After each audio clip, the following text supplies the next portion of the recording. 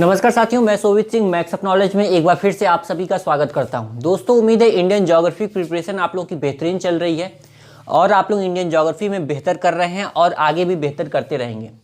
उम्मीद है आप लोग सीरीज में अंत तक बने रहेंगे और इंडियन ज्योग्राफी को पूरा कंप्लीट करने में आप हमारी सहायता करेंगे और अंत तक बने रहेंगे। दोस्तों, आपसे क्षमा चाहूँगा कि बीच में कुछ थोड़ा गैप हो गया था, यानी कि जो लास्ट वीडियोज़ थी उसके बाद से वीडियो कुछ दिन गैप हो गया है किसी कारणवश, तो उसके लिए क्षमा चाहता हूँ। आज से फिर हम लोग कंटिन्यू शुरू कर रहे हैं इंडियन ज्योग्राफी की ये सीरीज, जिसमें हम लोग आज अपने आप कह सकते हैं कि 8वां लेक्चर हम लोग चर्चा करने जा रहे हैं। पीछे का थोड़ा बता दूं कि ताज़ा हो जाए आपको। पीछे हम लोग भारत का भौगोलिक वर्गीकरण कर रहे थे, जिसमें हम लोग भारत के हिमालयी क्षेत्र को पढ़े, मैदानी क्षेत्र को पढ़े। अब हम लोग शुरू करने जा रहे हैं प्रायद्वीपीय क्षेत्र को, यानी कि जिसे हम बोलते हैं पेनिनसुलर इंडिया को पढ़ने जा रहे हैं, या आप कह सकते हैं पेनिनसुलर प्लेट्यू यानी प्रायद्वीपीय पठार को पढ़ने जा रहे हैं। अपने आप में प्रायद्वीपीय पठार जब पढ़ा जाता है तो बहुत ही विशाल अद्भुत नज़ारा देखने को मिलता है, क्योंकि अलग अलग जगहों पर अलग अलग चीज़ें देखने को मिल रही थी। अभी तक हम लोग पर्वतीय क्षेत्रों को पढ़े तो हम लोग को वहाँ केवल पर्वत देख पढ़े थे, मैदान पढ़े तो वहाँ मैदान देखने को मिला। लेकिन जब प्रायद्वीपीय पठार देखेंगे तो यहाँ आपको पहाड़ियाँ भी देखने में मिलेंगी, ऊंची ऊंची पठार भी देखने को मिलेंगे और इसके अगल बगल मैदानी क्षेत्र भी देखने को मिलता है। तो दोस्तों, यहाँ आज की क्लास में हम लोग प्रायद्वीपीय पठार पढ़ने जा रहे हैं, पेनिनसुलर प्लेट्यू पढ़ने जा रहे हैं। आपको बता दूं, जो भारत में ये पेनिनसुलर प्लेट्यू है यानी कि प्रायद्वीपीय पठार है भारत का, ये पठारों का पठार बोला जाता है। क्यों पठारों का पठार बोला जाता है? क्योंकि यहाँ पर कई प्रकार के पठार पाए जाते हैं, या आप कह सकते हैं कई पठार पाए जाते हैं प्रायद्वीपीय पठारों में, इसलिए कहा जाता है कि ये पठारों का पठार है। कौन? भारत का प्रायद्वीपीय पठार। यहाँ आप देख रहे हैं वही कुछ ऐसा लिखा भी है कि प्रायद्वीपीय पठार को पठारों का पठार कहा जाता है, क्योंकि इसमें कई पठारों से मिलकर ये बना है। कौन कौन से पठारों से मिलकर बना है इसको आपको बता दूं। सबसे पहले आता है केंद्रीय उच्च भूमि है इसमें, फिर आता है पूर्वी पठार है, फिर उत्तर पूर्वी पठार है और दक्कन का पठार। आपको बता दूं कि जो पूरा प्रायद्वीपीय पठार है उसे कई टुकड़ों में बांट दिया गया है। कहने का मतलब है कि एक टुकड़ा जो एकदम यहाँ ऊपर है तो बोला गया कि ये केंद्रीय उच्च भूमि है, जिसे बोलते हैं सेंट्रल हाईलैंड। फिर आप जाएंगे पूर्व में तो आपको मिलेगा, उत्तर पूर्व में जाएंगे तो वहाँ आपको शिलांग का पठार मिलेगा। इसी तरह दक्षिण में जाएंगे तो आपको यहाँ दक्कन का पठार देखने को मिलेगा, और उत्तर पूर्वी पठार में जाएंगे तो इधर वाले एरिया को कहा गया उत्तर पूर्व। यहाँ पे जो पठार पाया जाएगा उत्तर पूर्वी, यहाँ पर जो पाया जाएगा उसे पूर्वीय, और यहाँ पर जो पठार पाए जाएंगे उसे दक्षिणी पठार, या आप कह सकते हैं दक्कन का पठार। और यहाँ का जो बीच वाला केंद्रीय भाग है, यहाँ पे जो ऊंचा उठा भाग है उसे बोला गया केंद्रीय उच्च भूमि। तो ये 4 भागों में प्रायद्वीपीय पठार को बांटा गया है, एक एक करके हम लोग को पढ़ना है। आज की क्लास में हम लोग केंद्रीय उच्च भूमि पढ़ेंगे, डिटेल में पढ़ेंगे, जिसे बोलते हैं सेंट्रल हाईलैंड। आपको बता दूं, जैसे एक पठार का नाम एक तरह या उच्च भूमि का नाम यहाँ केंद्रीय उच्च भूमि है, तो इसे के अंदर भी कई संरचनाएं पढ़ेंगे, कई पर्वतों के बारे में पढ़ेंगे, कई पहाड़ियों के बारे में पढ़ेंगे, कई पठारों के बारे में पढ़ेंगे केंद्रीय उच्च भूमि के अंदर। यानी कि इस एरिया को हमें जब पता चल गया केंद्रीय उच्च भूमि कहेंगे तो इसके अंदर जो भी पहाड़ियाँ, पर्वतमालाएं, पठार जो भी आएगा उसको इसके अंतर्गत पढ़ने वाले हैं। फिर उसके बाद नेक्स्ट क्लास में हम लोग पूर्वी पठार और उत्तर पूर्वी पठार को कवर करेंगे। फिर इसके बाद वाली क्लास में दक्कन के पठार को कंप्लीट करके हम लोग का प्रायद्वीपीय पठार पूरी तरह से कंप्लीट हो जाएगा। उसके बाद हम लोग चलेंगे पश्चिमी घाट, पूर्वी घाट, इन सबको खत्म करके भारत का भौगोलिक वर्गीकरण खत्म। तो आज आपको बता दूं क्या पढ़ने वाले हैं। केंद्रीय उच्च भूमि। केंद्रीय उच्च भूमि में हम लोग क्या क्या पढ़ेंगे इसको जान लीजिए। केंद्रीय उच्च भूमि में आपका आता है अरावली पर्वत। सबसे पहले शुरू करते हैं अरावली पर्वत। अरावली पर्वत क्या है? अरावली पर्वत। फिर उसके बाद आप इसी में पढ़ते हैं, अरावली के बाद पढ़ेंगे मेवाड़ का पठार पढ़ेंगे। क्या पढ़ेंगे? मेवाड़ का पठार पढ़ेंगे। मेवाड़ का पठार पढ़ेंगे, पठार। उसके बाद आपका आ जाता है मालवा का पठार, इसी में पढ़ा जाता है मालवा का पठार, मालवा का पठार।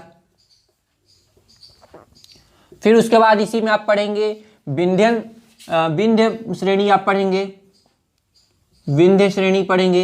इसी में आप सतपुड़ा पर्वतमाला का भी पढ़ेंगे, सतपुड़ा श्रेणी भी पढ़ेंगे, सतपुड़ा भी पढ़ेंगे इसी में। और आपका इसी में आ जाता है बुंदेलखंड और बघेलखंड। क्या आएगा? बुंदेलखंड, बुंदेलखंड और बघेलखंड भी आप इसी में पढ़ेंगे। तो ये जो चीज़ें हैं, अरावली पर्वत, मेवाड़ का पठार, मालवा का पठार, विंध्य पर्वत श्रेणी, सतपुड़ा पर्वत श्रेणी और बुंदेलखंड का जो पठार है, इनको हम लोग केंद्रीय उच्च भूमि के अंतर्गत रखते हैं। फिगर के माध्यम से पहले समझ लीजिए, तब हम लोग एक एक को रिटेल में भी आपको प्रोवाइड किया जाएगा, फिगर के माध्यम से भी प्रोवाइड किया जाएगा और आपको लेक्चर के माध्यम से भी समझाने की कोशिश किया जाएगा कि इसका एक दूसरा फिगर, जो कि आपको फिगर मात्र देखने से ही आपको ये टॉपिक समझ में आ जाए, आपके टॉपिक को और आसान बनाने के लिए टेलीग्राम चैनल पे एक इमेज शेयर किया जाएगा, आप उसे देखकर अच्छे से इस टॉपिक को समझ सकते हैं। टेलीग्राम चैनल की लिंक डिस्क्रिप्शन में दी है, उसे आप जाकर फ्री चैनल है ज्वाइन कर सकते हैं। तो अरावली पर्वत की अगर बात करें तो आप देखिए भारत के कुछ इस क्षेत्र में क्या है, अरावली पर्वत है। यहाँ ये पहला हो गया केंद्रीय उच्च भूमि के अंदर। मेवाड़ का पठार इसके ठीक नीचे आएंगे, यहाँ पे थोड़ा साइड में आप कह सकते हैं, यहाँ पर आपको मेवाड़ का पठार मिलेगा। फिर इधर आप देखेंगे मालवा का पठार देखने को मिलेगा। फिर यहाँ आपको विंध्य पर्वत श्रेणी देखने को मिलेगी, फिर सतपुड़ा पर्वत श्रेणी में देखने को मिलेगी और यहाँ पर आपका बुंदेलखंड और बघेलखंड देखने को मिलेगा। तो ये वाला जो क्षेत्र है दोस्तों, ये आपका आता है केंद्रीय उच्च भूमि। तो केंद्रीय उच्च भूमि एक पठार हो गया, ये वाला जो है केंद्रीय उच्च भूमि, यानी कि अरावली पर्वत, मेवाड़ का पठार, मालवा का पठार, विंध्य पर्वत श्रेणी, सतपुड़ा पर्वत श्रेणी और बुंदेलखंड और बघेलखंड, इनको हम केंद्रीय उच्च भूमि के अंतर्गत पढ़ने वाले हैं। तो चलिए एक एक करके एक एक को डिस्कस करते चलते हैं। सबसे पहले हम शुरू करेंगे अरावली पर्वत से। तो केंद्रीय उच्च भूमि में सबसे पहले अगर अरावली पर्वत की बात करें तो यहाँ पर देखिए क्या कर रहा है अरावली पर्वत। पहले एक बार फिर से मैं बताते चल रहा हूँ, अब एक एक को डिटेल में डिस्कस करते चलेंगे, उनके बारे में डिटेल में दूंगा और उनका फिगर अलग अलग बनाते चलेंगे। अरावली आपका वहाँ दिख रहा है, यह प्रायद्वीप पठार के उत्तर पश्चिम सिरे पर है। आपको पता है ये हमारा प्रायद्वीप पठार है, इसके उत्तर पश्चिम में कौन है के सिरे पर, उत्तर पश्चिम के सिरे पर कौन है, अरावली पर्वत है। विश्व का सबसे प्राचीनतम वलित पर्वत है ये, प्राचीनतम वलित पर्वत या आप कह सकते हैं मोड़दार पर्वत, प्राचीनतम आप कह सकते हैं वलित पर्वत है। गुजरात के पालमपुर से दिल्ली के मजनू के टीला तक विस्तृत है। ध्यान दीजिएगा, गुजरात के पालमपुर से दिल्ली के मजनू के टीला, ये क्या है आपका, एक आप कह सकते हैं गुरुद्वारा है ये, वहां तक क्या है ये विस्तृत है। लंबाई लगभग 800 किलोमीटर और अधिकतम लंबाई राजस्थान में आपको देखने को मिलती है। सर्वोच्च शिखर गुरु शिखर है, इंपॉर्टेंट है गुरु शिखर, और इसकी ऊंचाई कितना है 1722, आप कह सकते हैं 1722 मीटर इसकी क्या है ऊंचाई है। राजस्थान के माउंट आबू में दिलवाड़ा जैन मंदिर भी है, दिलवाड़ा जैन मंदिर भी यही है। और बनास नदी अरावली को पश्चिम से पूर्व की ओर पार करती है। तो ये है हमारा अरावली पर्वत, जिसमें खास बातें आपको क्या ध्यान देना है कि ये क्या है उत्तर पश्चिम में है। दूसरा, ये इसकी लंबाई 800 किलोमीटर, सर्वोच्च शिखर गुरु शिखर, और यहाँ पर दिलवाड़ा जैन मंदिर भी है। इसके बाद हमारा आता है मेवाड़ का पठार। अरावली के बाद मेवाड़ की अगर बात करें, मेवाड़ के पठार, तो आप पहले मेवाड़ के पठार को देख लीजिए कहाँ है। ये क्या है आपका, जो अरावली है उसके बगल में ही है। तो यहाँ सपोज दैट क्या कीजिए, मेवाड़ का पठार मान लीजिए। तो कह रहा है इसका विस्तार राजस्थान व मध्य प्रदेश में है। इसका विस्तार कहाँ है, राजस्थान व मध्य प्रदेश में है। मेवाड़ का पठार अरावली को मालवा के पठार से अलग करता है। तो जो मेवाड़ का पठार है वो अरावली को, और यहाँ पर आपको पता है मालवा का पठार है, तो इससे ये बीच में ऐसी संरचना बन जाती है कि मालवा का पठार और अरावली अलग हो जाते हैं, नहीं तो वो एक में रहते। तो बीच में कौन आ गया, हमारा मेवाड़ का पठार आ गया। तीसरा है मालवा का पठार, भी अब बात कर लेते हैं, यानी कि अरावली हो गया, मेवाड़ हो गया, मालवा की बात करते हैं। मध्य प्रदेश में बेसाल्ट की चट्टानों से निर्मित संरचना को मालवा का पठार कहते हैं। अब ये कहाँ है तो आप समझ लीजिए, सपोज दैट ये क्या है आपका मालवा का पठार यहाँ पर है। तो एमपी में बेसाल्ट की चट्टानों से निर्मित संरचना को मालवा का पठार कहते हैं। इसका विस्तार दक्षिण में विंध्यन, यहाँ आपको पता है विंध्यन श्रेणी है। उत्तर में ग्वालियर की पहाड़ी क्षेत्र, यहाँ उत्तर में ग्वालियर की पहाड़ी क्षेत्र। पूर्व में बुंदेलखंड बघेलखंड, पूर्व में बुंदेलखंड और बघेलखंड, तथा पश्चिम में मेवाड़ के पठार तक विस्तृत है। ये आपका इधर मान लीजिए क्या है, मेवाड़ का पठार। थोड़ा फिगर ऊपर नीचे हो गया है तो उसके लिए आप उतना समझ सकते हैं, लेकिन ये आपको थोड़ा आसानी होगी इस तरह से। बघेलखंड तथा पश्चिम में मेवाड़ के पठार तक विस्तृत है। कौन, मालवा का पठार। चंबल, नर्मदा, तापी इस क्षेत्र की प्रमुख नदियां हैं।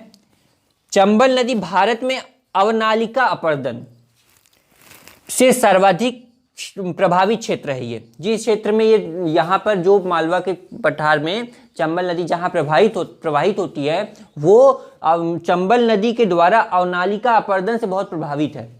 यहाँ पर उत्खाद भूमि बहुत देखने को मिलती है, जिसे बीहड़ या उत्खाद भूमि कहते हैं। इंपॉर्टेंट है, इसे नोट कीजिएगा कि जहाँ पर चंबल नदी प्रवाहित होती है वो उत्खाद भूमि बना देती है, बीहड़ भूमि बना देती है, इसलिए उस क्षेत्र को क्या कहते हैं, उत्खाद भूमि या बीहड़ भूमि। कैसे बनाती है ये, क्योंकि अवनालिका अपर्दन करती है। ये अवनालिका अपर्दन किसके द्वारा, चंबल नदी के द्वारा। तो यहाँ हमारा मालवा का पठार हो गया। आगे हम चर्चा करने जा रहे हैं बुंदेलखंड पठार, फिर विंध्यन, फिर सतपुड़ा।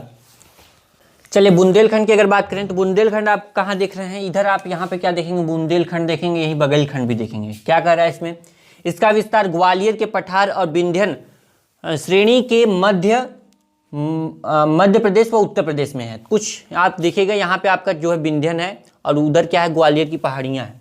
तो जो ग्वालियर के पठार और विंध्यन श्रेणी के मध्य में मध्य प्रदेश और उत्तर प्रदेश में विस्तृत है, कौन है, बुंदेलखंड का पठार। यहाँ लाल मृदा का विकास हुआ है।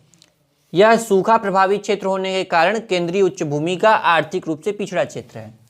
इसमें जो ये वाला क्षेत्र मैंने बताया है, इसमें बुंदेलखंड जो है ये आर्थिक रूप से पिछड़ा क्षेत्र है, क्योंकि यहाँ पर उतना अच्छी स्थिति इसकी देखने को नहीं मिलती। मध्य प्रदेश व छत्तीसगढ़ की सीमा पर स्थित बघेलखंड का पठार केंद्रीय उच्च भूमि को पूर्वी पठार से अलग करता है। इधर आप अभी हम लोग आगे पढ़ेंगे पूर्वी पठार। तो यहाँ पे क्या कर रहा है, पूर्व भूमि को पूर्वी पठार से अलग करता है। ये जो है केंद्रीय उच्च भूमि जो है उसका ये क्या आप कर सकते हैं, बघेलखंड जो है, यहाँ पे आप बघेलखंड भी देखेंगे। तो जो बुंदेलखंड है उसके बाद आप बघेलखंड देखेंगे, बघेलखंड के बाद आप पूर्वी पठार देखेंगे, जो कि हम लोग आगे पढ़ेंगे अभी। तो ये हो गया हमारा बुंदेलखंड भी हो गया। आगे अब हम लोग चर्चा करने जा रहे हैं मोस्ट इंपॉर्टेंट विंध्यन और सतपुड़ा की। तो चलिए विंध्यन और सतपुड़ा को देख लेते हैं। आगे यहाँ है विंध्यन की अगर बात करें तो विंध्यन यहाँ पे देखिए इसमें क्या कर रहा है, विंध्यन श्रेणी में मालवा के पठार के दक्षिण में। सबसे पहले विंध्यन को बनाते हैं। तो आप ये मालवा का पठार हम लोग अभी पढ़े थे, तो इसके क्या है, दक्षिण में क्या है, विंध्यन है। क्या कर रहा है, पूर्व में भांडेर पहाड़ी और कैमूर पहाड़ी के नाम से जाना जाता है। क्या कर रहा है, पूर्व में भांडेर पहाड़ी और कैमूर पहाड़ी के नाम से भी इसे जाना जाता है। दक्षिण में नर्मदा भ्रंश घाटी के दक्षिण में सतपुड़ा पहाड़ी। जैसे देखिए ये क्या है, विंध्यन है, इसके दक्षिण में क्या है, नर्मदा है, नर्मदा भ्रंश घाटी है। फिर इसके बाद आप यहाँ सतपुड़ा देखेंगे। फिर उसके बाद आप क्या कर रहा है, यहाँ पर यह पर्वत आगे उस सतपुड़ा पहाड़ी और इसके दक्षिण में फिर आपको मिलेगी ताप्ती नदी, ताप्ती घाटी। यह पर्वत श्रेणी उत्तर भारत और प्रायद्वीप भारत के मुख्य जल विभाजक का भी काम करता है। जैसे जो भारत का दक्षिण भारत का जो या प्रायद्वीप भारत की अपवाह तंत्र की नदियां हैं और हिमालयी अपवाह तंत्र की नदियां, उन्हें बीच में से अलग करता है। कैसे, कुछ नदियां क्या हैं इधर उत्तर भारत की ओर बट जाती हैं और कुछ नदियां क्या होती हैं इसके प्रायद्वीप भारत की इधर रह जाती हैं। जैसे गंगा, ब्रह्मपुत्र, इन सब की जो नदियां हैं इधर उत्तर में रह जाती हैं विंध्यन के। और यहाँ से भी आप कह सकते हैं कुछ नदियां इस तरफ से भी प्रवाहित होती हैं। जैसे आप कह सकते हैं सोन दामोदर, ये सब नदियां क्या हैं, ऐसे प्रवाहित होती हैं। और वहीं जिसके दक्षिण में जाएंगे तो इधर देखेंगे कृष्णा, गोदावरी, पेन्नार, यानी एक तरह से कह सकते हैं जल विभाजक की जैसा संरचना देखने को लगता है कि यही पर्वत वो पर्वत श्रेणी है जिसके वजह से भारत की कुछ नदियां उत्तर की ओर प्रवाहित हो रही हैं, उत्तर पूर्व की ओर प्रवाहित हो रही हैं, और कुछ नदियां दक्षिण या दक्षिण पूर्व की ओर प्रवाहित हो रही हैं। तो ये क्या हो गया कि जल विभाजक का काम करता है कौन, विंध्यन। विंध्यन का मैंने बता दिया फिगर क्या है, कुछ इस तरह से यहाँ आपका विंध्यन है, फिर उसके बाद दक्षिण में नर्मदा भ्रंश घाटी और तब उसके बाद जाकर विंध्यन के बाद सतपुड़ा, ये आपको देखने को मिलता है। तो एक बार चलिए सतपुड़ा को देख लेते हैं, तब हमारा केंद्रीय उच्च भूमि कंप्लीट हो जाएगा। चलिए आगे देखते हैं। सतपुड़ा की अगर बात करते हैं तो भारत का ब्लॉक पर्वत का उदाहरण से दिया जाता है। एक बार पहले सतपुड़ा की लोकेशन देख लीजिए। ये वाला मैंने अभी बताया था सतपुड़ा है, इसके उत्तर में कौन है, नर्मदा, और इसके दक्षिण में कौन है, तापी है। चलिए देखते हैं। ब्लॉक पर्वत का उदाहरण दिया जाता है। ब्लॉक पर्वत क्या होता है एक बार देख लीजिए। होता क्या है दोस्तों कि भ्रंश हो जाता है। ब्लॉक में होता क्या है कि भ्रंश आप लोग जानते हैं, भ्रंश में क्या होता है, कुछ चीजें, कुछ खंड यानी कि चट्टान हैं, चट्टानों का कुछ खंड टूट जाता है, दरार पड़ जाती है चट्टानों में, और उसके बाद कुछ खंड इसका ऊपर उठ जाता है, या आप कह सकते हैं कुछ खंड इसका नीचे रह जाता है या नीचे धंस जाता है, या इस तरह से कई तरह की संरचना बन सकती है। या किनारे वाला स्थिर रहे, बीच वाला नीचे धंस जाए, ये वाला स्थिर रहे, ये वाला स्थिर रहे, या क्या हो सकता है, ये कुछ इस तरह से भी हो सकता है, ऊपर वाला उठ जाए, ये वाला लेकिन किनारे किनारे स्थिर रहे, या क्या हो सकता है कि ये कुछ इस तरह से रहे, ये वाला स्थिर रहे लेकिन ये वाला क्या हो, नीचे धंस जाए। तो क्या कहा जाता है, ये सब क्या है, ब्लॉक फॉल्ट पड़ते हैं तो इस तरह की संरचना देखने को मिलती है, जिसमें हम कह सकते हैं कि वैली बन जाती हैं। जैसे आप कह सकते हैं नर्मदा घाटी बन सकती है, नर्मदा वैली बन सकती है, तापी वैली बन सकती है, कुछ इस तरह से, ठीक है। और क्या, लेकिन जो हमें ये सतपुड़ा का उदाहरण दिया जाता है कि सतपुड़ा में क्या होता है, ये ब्लॉक पर्वत का उदाहरण दिया जाता है सतपुड़ा को, तो ये कैसे बनता है, तो आप ध्यान दीजिएगा, इसमें बीच का स्थल क्या है, बीच का जो खंड है चट्टान का वो स्थिर ही रहा, लेकिन किनारे किनारे के भाग क्या हुए, नीचे धंस गए। तो इस वजह से हमारा क्या हुआ, यहाँ पर ब्लॉक पर्वत बन गया, जिसे इसी को हम ब्लॉक पर्वत बोलते हैं। और इस वाले पर्वत को हम क्या बोलेंगे, हॉस्ट बोलेंगे। क्या बोलेंगे, हॉस्ट बोलेंगे। ये क्या रहता है, स्थिर रह जाता है, ये वाला किनारे वाला, बीच वाला ऊपर हो जाता है, तो इसे हॉस्ट पर्वत बोलते हैं, लेकिन इसे क्या बोलेंगे, ब्लॉक पर्वत बोलेंगे। तो भारत में जो है ब्लॉक पर्वत, ये सतपुड़ा कुछ इस तरह से इसका उदाहरण दिया जाता है।